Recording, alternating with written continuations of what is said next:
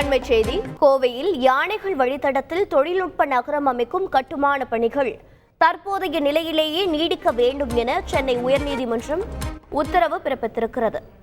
விவரங்களை செய்தியாளர் சுரேஷ் வழங்கிட கேட்கலாம். சுரேஷ், வணக்கம். இந்த வழக்கின் பின்னணி என்ன? தற்போது சென்னை உயர்நீதிமன்ற உத்தரவில் இருக்கும் மேலும் விவரங்கள் என்ன?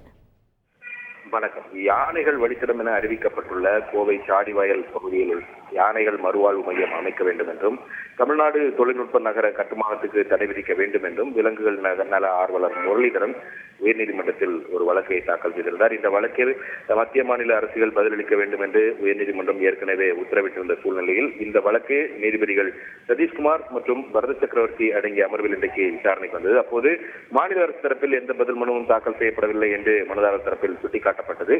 இதையடுத்து இந்த வழக்கின் விசாரணையை ஜூலை 5ஆம் தேதிக்கு தள்ளிவைத்த நீதிபதிகள் அதுவரைக்கும் இந்த தமிழ்நாடு தொழில்நுட்ப நகர கட்டுமான பணிகளை பொறுத்தவரைக்கும் தற்போதைய நிலையை நீடிக்க வேண்டும் என்று உத்தரவிட்டிருக்கிறார்கள்.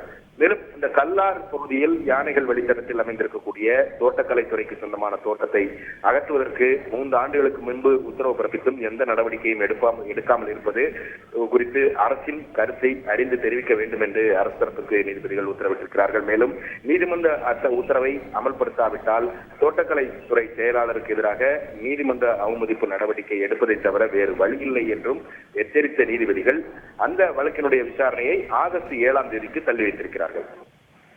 விவரங்களை வழங்கியதற்கு நன்றி சுரேஷ். செய்திகளை உடனுக்குடன் தெரிந்து கொள்ள உடனே சப்ஸ்கிரைப் பண்ணுங்க.